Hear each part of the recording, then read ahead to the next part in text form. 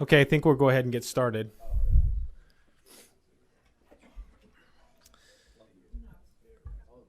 I'll go ahead and call the Planning Commission meeting to order, the study session. The first item on the agenda is the oath of office. And Eva, do you want to handle that? Sorry, Chairman. I told you that you didn't have to wait. I've just been informed that Councilmember September is walking over right now. Perfect. Then we'll wait. Thank you. If you would like, we could introduce the new members and they could tell us a little bit about themselves, and then we'll do the oath after rather than the other way around. So we'll do that. We'll go ahead and start. Commissioner Bianchi. Hello, everybody. My name's Anthony Bianchi. I was the alternate last year, and I've got another sitting position, so I'm happy to have that. In my professional life, I'm the planning manager out at Phoenix Mesa Gateway Airport, and I've been out there about 7 years. Thanks. Awesome. Thank you. And Commissioner Johns.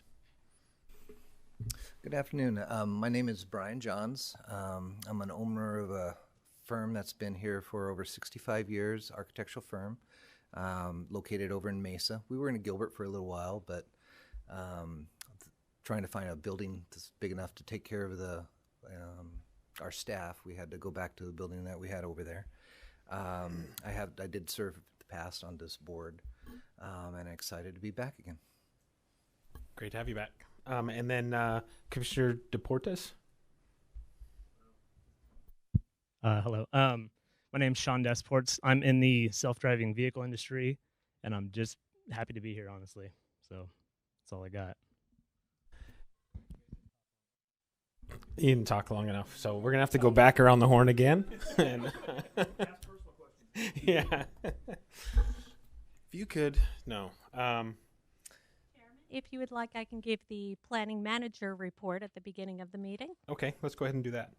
I'm very sad to announce, although very happy for her, that Amy Thames, our principal planner, is retiring. Wednesday will be Amy's last day with the town. She's worked for the town for 14 years, completed Gilbert Leadership, was Employee of the Year for the town, and has just been an incredible mentor to all our planners and our planning department. She is a supervisor in that department, and it's not only her planning knowledge, it's her knowledge of architecture, her knowledge of landscaping, and it's just very, very sad for the whole department. But Amy is heading off to Oklahoma, so we're very happy for Amy. Amy, did you wish to say anything? No, you're good? This is impossible because there's no way Amy is old enough to be retiring. I don't buy your baloney excuse here. Something else is going on. I did not believe it myself, and I tried to refuse the resignation letter, but it's not allowed. I tried. I did. So, and Amy, I don't believe will even be presenting to you this evening, so. Well, Amy, you will be missed. Obviously, a wealth of knowledge, and we enjoyed working with you. So, sorry to see you go, and on such short notice. Next time, maybe give us a little bit more breathing room. With that, I see Councilmember September. Are we ready to do the oath? We are. If I could have Commissioner Desports, Commissioner Bianchi, and Commissioner Johns all come, I guess, up here. You want to go into the middle? There you go. Okay, great. Thank you.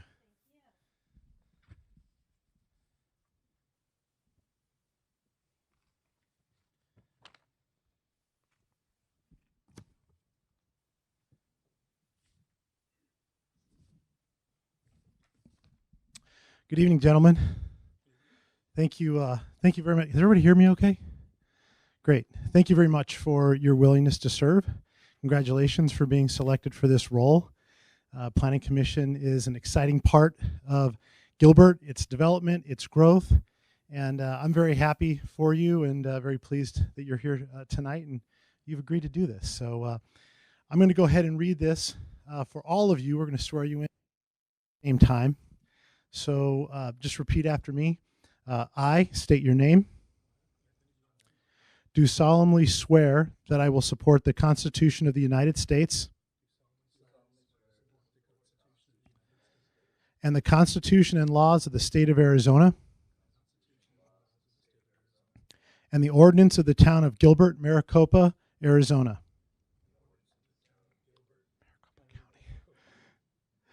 That I will bear true faith and allegiance to the same and defend them against all enemies, foreign and domestic. And that I will faithfully and impartially discharge the duties of the office of a Town of Gilbert Planning Commission member in Gilbert, Arizona, according to the best of my ability, so help me God. Great, thank you. Congratulations. Welcome aboard. Welcome. All right. Thank you, Councilmember September. And gentlemen, welcome aboard. Look forward to working with you. With that, we're going to go ahead and open up. I'm sorry. With that, we're going to go ahead and open up for nominations for the chair, as Chairman Bloomfield is no longer with us. So do I have any nominations for chair? Yes. I'd like to nominate Mr. Jan Simon as the chair. Second. Any other nominations? Anybody? Just kidding. All right. So with that, we have a nomination first and a second. Can I have a roll call, please? Or a vote? All those in favor? Aye. Anyone opposed? All right. With that, we have a new chair. All right. Thank you. And with that, I'll open up for nominations for vice chair. And I would like to nominate Noah Munt for vice chair. I'll second that also. All right. So we have a first and a second. With that, all those in favor say aye. Aye. Anyone opposed? All right. Noah, you are ordained. All right. With that, thank you very much. So we will move on to the first item on our study agenda, the DR 21-129 PMB Medical Office Building. And I believe this is Ashley.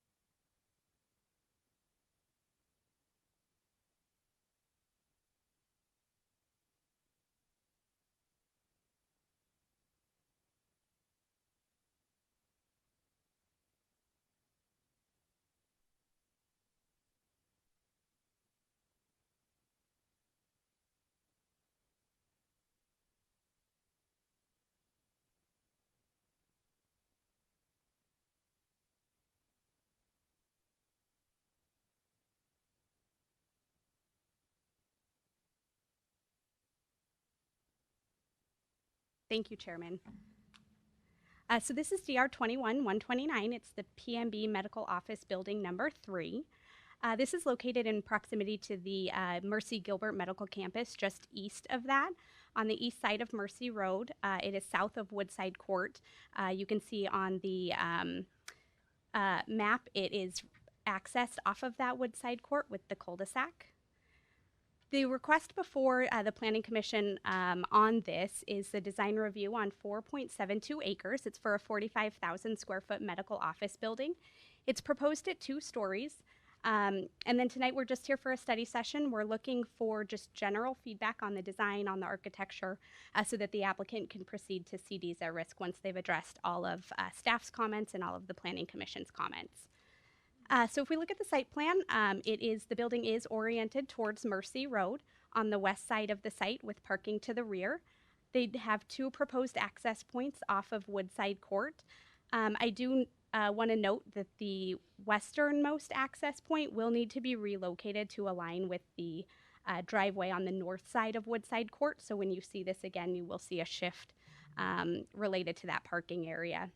There's also an access point on the east side, so that serves to provide that secondary point of access required for fire. They are meeting their minimum parking requirements. They require 300 parking spaces, and 300 are provided. So they're right at that minimum, or that minimum parking amount. In addition, they have 9 loading spaces per our code requirement. And you can see them located here on this map. I put the orange circle around them. So they have just a couple different layouts of those. Some are pull-in spaces to help with loading and unloading of patients. And then there's a pull, I can't point to it. There's a pull-in area as well. The other thing that I wanted to point out on this is the applicant has provided a nice pedestrian connection through the parking lot to provide a safe access point for people that are parking towards the rear of the site. If we look at the landscape plan, they have a significant amount of landscaping on site. They're meeting all of their minimum requirements with 22% landscaping on site. Chinese evergreen elms are throughout the parking lot. And here I highlighted in orange those pedestrian connections. Our code does require that they provide a tree every 8 parking spaces. And although they have this pedestrian pathway throughout, we would like them to see them incorporate some trees to provide some shade along that path and to help meet that minimum requirement. So they will need to look at opportunities to address that minimum landscape requirement. Looking at the east side of the site, I wanted to point out that there is a requirement that they provide a 30-foot landscape buffer to the east. That's part of their ordinance, and there's an existing easement that was recorded as part of their plat for that. Also, you can see on this site, they've provided a connection to the site to the south. When the site to the south was developed, they provided a stub to connect to this site. And so we've asked the applicant to maintain that connection point, and they have, so we're happy to see that. In terms of grading and drainage, they are meeting their grading and drainage requirements through both underground retention facilities as well as surface retention basins at the rear of the site in that landscape easement. And then a small area along Mercy Road. In terms of the elevations, they've got a variety of materials, a lot of movement in this building. Staff doesn't have any concerns with the architecture, but we're happy to hear Planning Commission's feedback on that if you have any thoughts. They're primarily concrete tilt-up panels. There is some form liners used to create some texture to that building as well. And then metal canopies over the front entry. We don't have a elevation for the south side of the building, so we will be looking for that on the next submittal. But I imagine if it looks like the rest, we won't have too many concerns.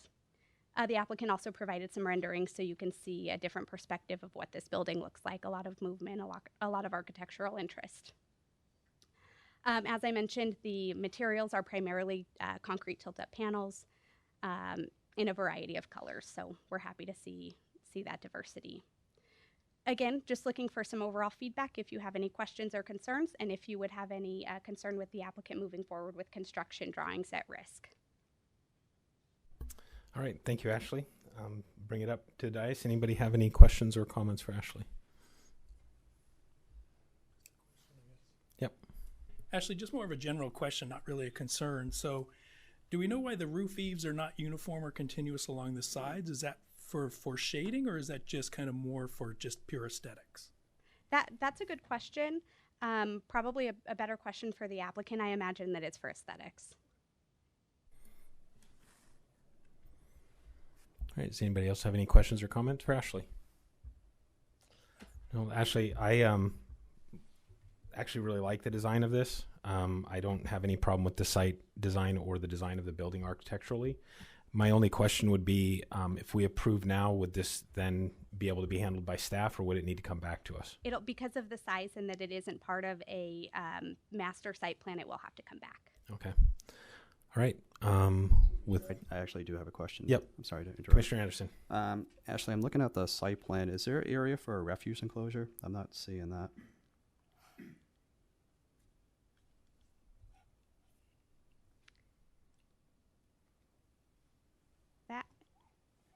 I don't see one either. This is in first review currently, Okay. and so we will make note of that, and I'll look and see if it's somewhere in there that I don't see right now. Okay, thank you. Just to add to that, was there a pedestrian connection? That is one of the comments that will be going back to the applicant on their review, is to provide a pedestrian connection. We've indicated a location along the front of the building to Woodside Court to connect to that sidewalk. Gotcha. And you're concerned about the landscaping on the north side? Where was that exactly? So if you are, I'm not sure if those monitors are working. Hopefully they are. It's There's small. there's an orange square. So in a variety of locations, they provide the sidewalk connection from the far east side of the site all the way up to the front doors. And within that sidewalk area, there is no landscaping provided. Okay. I thought you were asking because they do have a SES, basically a drive to the SES. I thought that may have been what you're talking about. So, all right. Well, thank you. All right. Anybody else? Chairman, the applicant is here if you did want more information on the eaves or the refuse container. Okay. Anybody have any questions regarding the eaves? So the eaves it is just for aesthetics, just to break it up so it's not just a big rectangle. And there is a refuse container. It's hard to see on this landscape plan. It's basically on the upper, so it's in that orange circle. There might be a label pointing at it actually, but it is in there.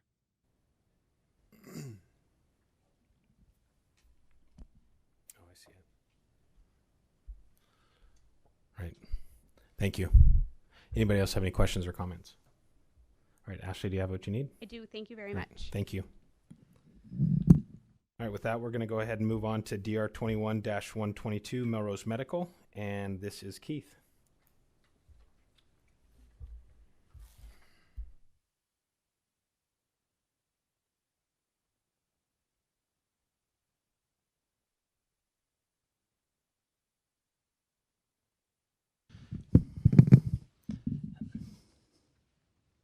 Chairman Simon, that's kind of funny to say, I guess, huh?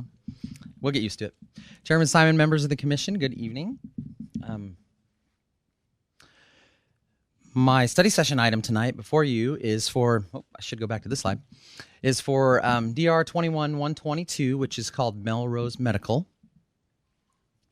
The site is approximately 2.36 acres in size. And as you can see on the screen in front of you, there is the site highlighted in red. It is within the Val Vista 160 planned area development. I can't remember what the rest of it's called, but it's within this planned area development that's south of the Mercy Medical Center, and it's right next to an existing congregate care facility just to the west of that facility. It's been there for quite some time. The property will contain one.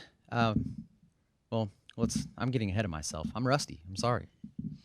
So the requested input tonight is concerning the general design of the site and the design of the building. We don't really have any concerns right now with the design of the building, and we're working through some things on the site through the design review process. We just started second design review process, so the second submittal. And then the applicant is also asking tonight for if they can proceed forward with construction documents at risk upon written authorization by town staff. So now we'll start talking about the site plan. So the site plan is 2.36 acres. The whole site is, it is zoned business park. The applicant is proposing, as you can see towards the front of the site, is a one-story, 21,000 square foot medical office building. And they are proposing 140 parking stalls, which is the minimum. So they've hit that. As far as the access is concerned on the site, there are two access points, one primary access point that you can see on your site plan that comes off of Melrose Street. And we are working with the applicant right now to make that a shared access location so that access can be provided for the property to the west if and when they develop. And then the secondary access point is located in the back of the property along the northern boundary. So this is a common / shared drive that is required per the adopted ID20 circulation plan in order to improve overall site circulation, not only for this site, but for the sites in the immediate area, some of which are landlocked. This will be an access drive that will be about 25 feet wide when it's all completed. It will be constructed. It'll go all, once it's constructed fully, it will go all the way out to Rome Street, which a portion of it to the east does go out to Rome Street. The whole thing to the east out to Rome is built. And then eventually it will go all the way out to Val Vista. But each site, as they come in to develop, will build their half of it. So it's going to be piecemealed until it all gets completed. So the applicant is proposing to build their portion, which is about 14 feet wide. So, and we're still working with them on the particulars on that access point and whether or not it can be utilized. Technically, fire needs a 20-foot wide access point in order for it to be accessible. So they're proposing 14. So we're still working with them on some of those details to maybe make it functional. But there's a chance that it might not be functional until the north half of that access drive is constructed by the Ironwood Cancer Center, which we are trying to, we've been working with the Ironwood Cancer Center on that for them to build their portion of it. So we're going to try and continue to get them to construct that here in the near future. But if that cannot be accessed and utilized, that ID20 drive, they will have one way in and one way out temporarily off of Melrose Street. So we're trying to make sure that entrance is designed appropriately so it's wide enough so it can accommodate full access. So I know that was a mouthful. But as far as landscaping is concerned, they have 22.3% landscaping on the site. And as you can see on this landscape plan, they are showing landscaping along the perimeter and within all the parking lot areas. And they have met all code required landscaping. All the landscaping will be drought tolerant plant material. The elevations, which we have reviewed, we're about ready to start reviewing the second review. We really didn't make many comments on the elevations during first review. So we would like to see what your general feedback is concerning these elevations. The elevations are fairly contemporary. The building's about 24.5 feet tall. At its highest point, the roofing is relatively flat with parapet roofing all the way around. The massing of the project identifies entry nodes with taller elements, deep overhangs, and warmer materials around the building. They have their main material is masonry block. They have some stucco on the building, and of course the entryways are accentuated with overhangs to call attention to the entryways of the building. The color palette consists of 2 shades of tan and a dark brown for all of the walls. And then there's also some honey cherry wood, kind of aluma wood, tucked underneath some of those awnings. So that's the elevations. And then the lighting, there are 3 different lighting types. There's lighting that's proposed in the parking lot, attached to the building, and some under canopy lighting around the main entrance. Signage for the site. Here's a nice perspective for you so you can see the elevation better. I forgot to show that. Signage for the site will consist of 1 monument sign near the main entry, and then future tenant signage on the building, which will come in for permitting at a later date. Here's the colors and materials. As I said, 2 shades of tan, and it looks like there's a gray in there as well, and then the cherry wood. So that concludes my presentation, and I'm open for any questions that you may have. And like I stated earlier in the presentation, we're just looking for general input on the design and the design of the site and the building, and your input on whether or not it's okay if the applicant proceeds forward with construction documents at risk. That's it. Thank you. All right. Thank you, Keith. Anybody have any questions or comments for Keith? I do. Commissioner Blazer. Thank you. Thanks, Keith. Mm-hmm. No problem. As far as the design of the building, I mean, it's pretty simple. Looks good. I'd be okay with CDs at risk. Can you just speak a little bit to the access point to the north? You mentioned that we're working with the neighbors to the north to either build or I imagine pay for their half. Mm-hmm. Is there some sort of recorded document that requires them to do that, or we kind of have our fingers crossed that they'll just help out? Can you just speak to that? Chairman Simon, Commissioner Blazer. So that north access drive is part of the ID20 circulation plan that was adopted by the town, where it requires that each property owner that is adjacent to it construct their portion when they develop. To my knowledge, this was something that was agreed to by all of the property owners in this area, the original property owners that were part of those discussions and part of that process. They agreed to this. And I believe it's just a drive. It's a private drive.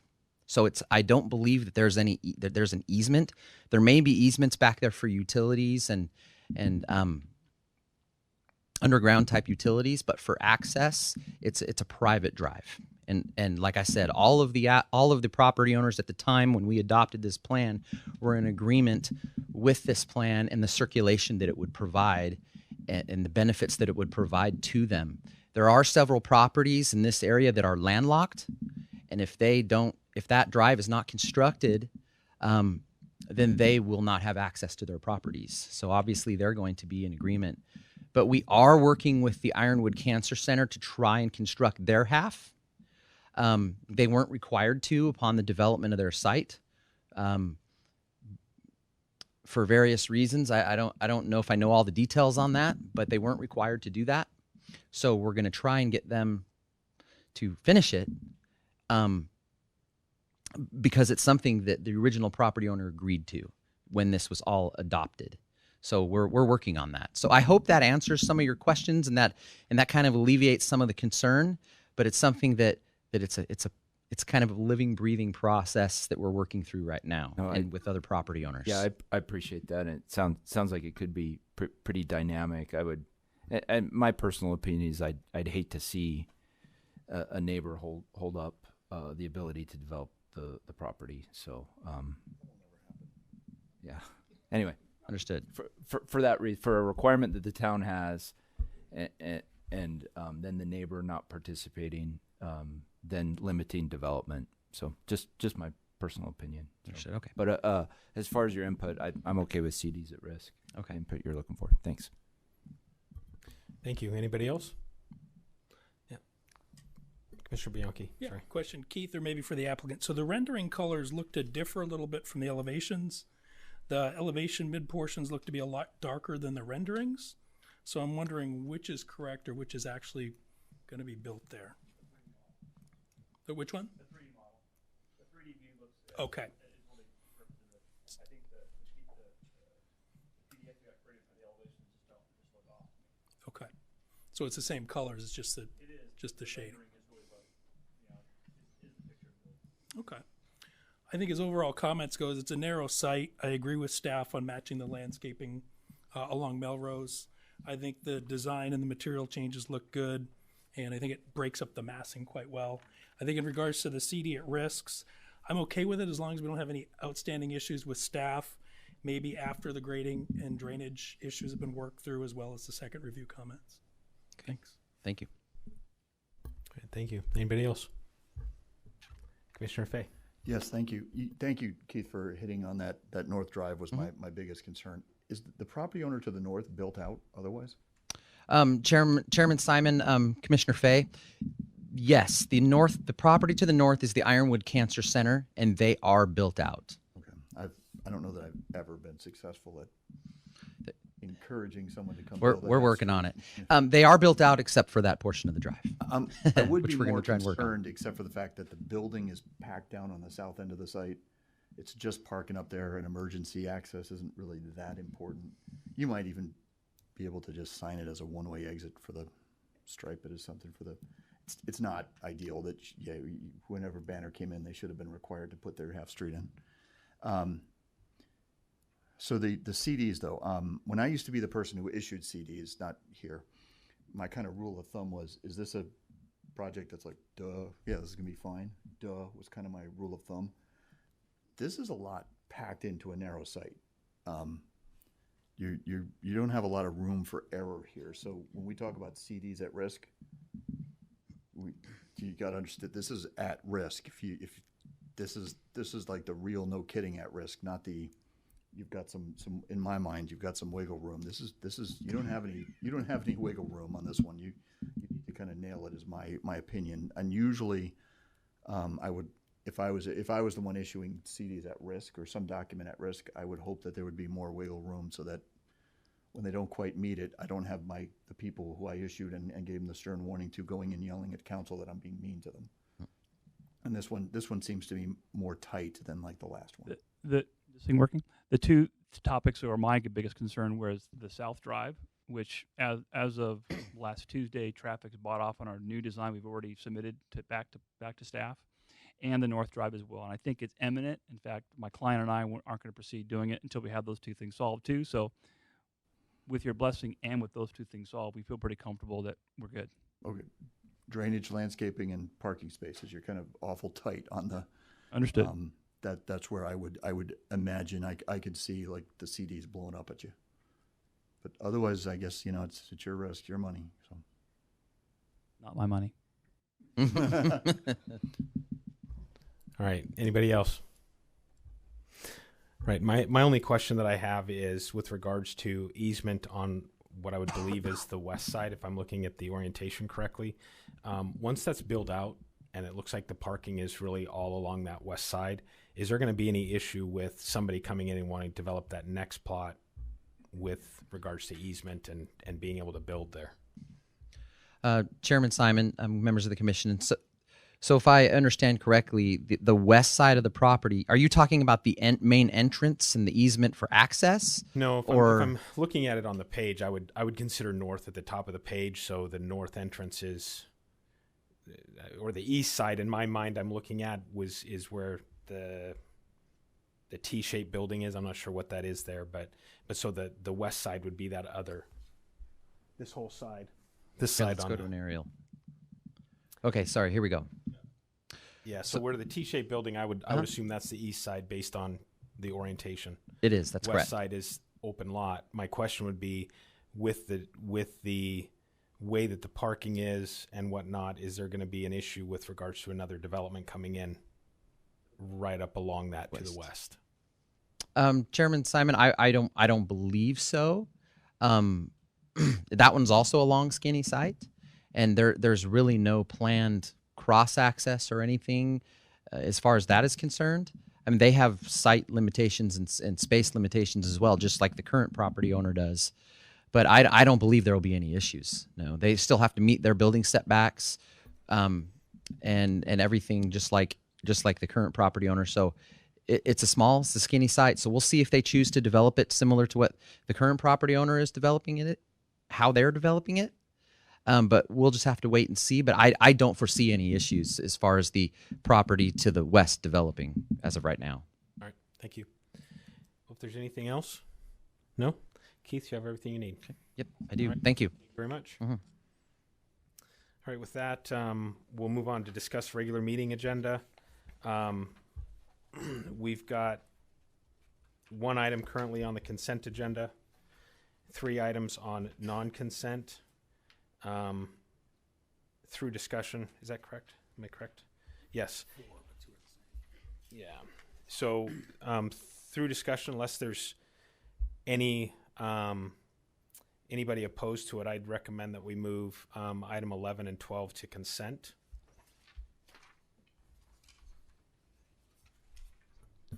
So item 12, isn't staff recommending denial on 12 and 13, the altercation? Oh, I'm sorry, 10 and 11. 10 and 11. I read it incorrectly. So I'd recommend moving 10 and 11 to consent. Okay. Correct. Yeah, so we'll need a motion on that. I'd like to make a motion to move item 10 DR 2144 res and item 11 DR 21-52 top leaf tree service to the consent agenda. I'll second that. All right, we have a motion and a second. All those in favor? Aye. Aye. And anybody opposed? All right, with that, I believe we can go ahead and adjourn our study session, and we will reconvene in 15 minutes for our regular meeting.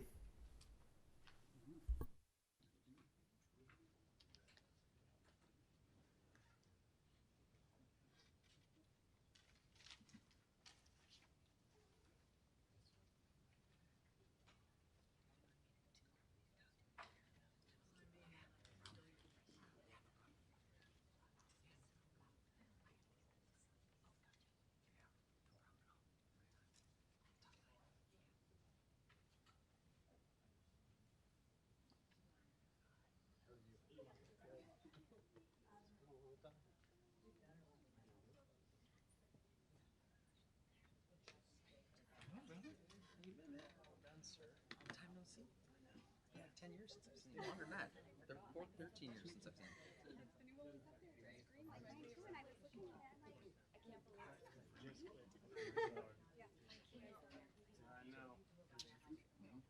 been a long time. Huh? I did. 6 years I did. And then I just moved a couple miles away, but it's barely in Mesa. It's like Sausalito, Guadalupe. It's like barely in Mesa. When you were there, yes. But I still, my first year working there at the Mesa, all right, commuted. And then we lived there for like 6 years. Down there, sorry. And then we lived there for 6 years. I actually loved it. I thought it was kind of cool. And then we sold our house and we moved. So my last year there, I commuted to Gilbert. Okay. So, and then after I left there, I got the job. I got a lateral plant position in Coon Creek, which is where I'm from. I grew up in Coon Creek. So I worked there for 3.5 years. And then I left and went to here to the town of Gilbert. I've been here for 4 years. Coming on 4 years. Yeah. I remember Carl Metz. Yeah. Carl Metz and Mara Blakeman. Brown hair. Woman. Or narrows it down. So Laura Blakeman, and then I think the planning manager over there was Rick Miller. So Rick, I worked with Rick there for 3.5 years, and then he retired. And then a new development director came in named Paul Tice. He was from Colorado. I think you were there with Paul Tice. I don't know. I don't remember. I think it was Paul. Oh, maybe you did. Yeah.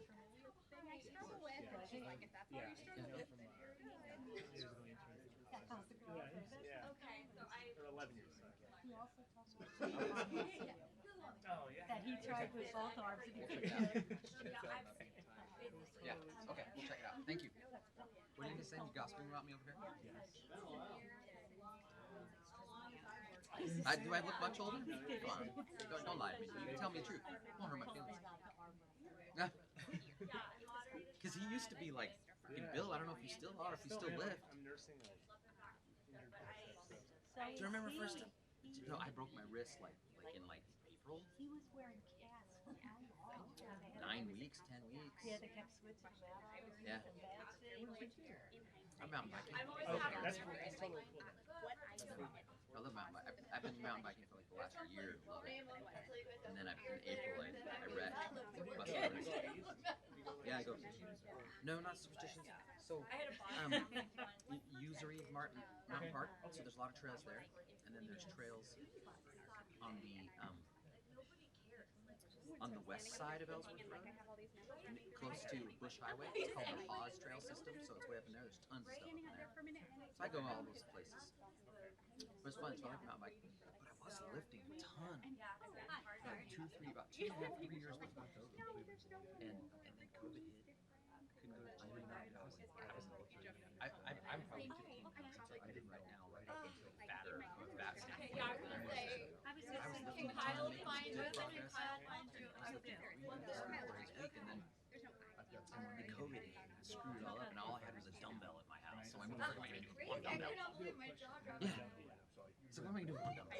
So I stopped, and then I took up mountain bike. So I did that for a while, and then my wife for Christmas got me like a weight set. So I started lifting again, and I started to gain get some muscle back. And then I broke my arms. And you know how that goes. 10 weeks later, I'm still not lifting. I'm riding again. I'm doing good. Now I can afford to.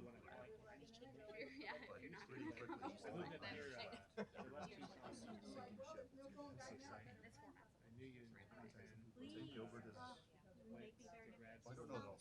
Everyone's kind of landed. Down at that school down south. Best department because wait. Good. Stay.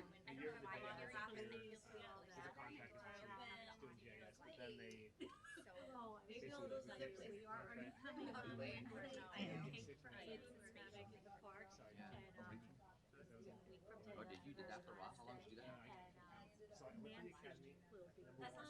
you do that? Sounds like you plan on your stop by. You're friendly with Nancy. I was him, and she had her thing phone number in Maricopa here. Okay. And then apparently when she left here, she got rid of it. She said, Bye. And bye something. So she texted me. She's like, I lost all the contacts in my phone. I think this is your number. I'm like, hello, I've seen your picture. These inappropriate pictures. No, that's still fake. You know, sent her a Gritty, Flyers mascot, and she's like, I see a picture of Gritty. I'm thinking Eva sent this to me. I'm like, yes, Eva. Yeah, so she's lucky. I drive out here. Just yesterday. Oh, okay, so you've seen her pictures and all stuff. I never know outside the worst person. I should cancel my Facebook account.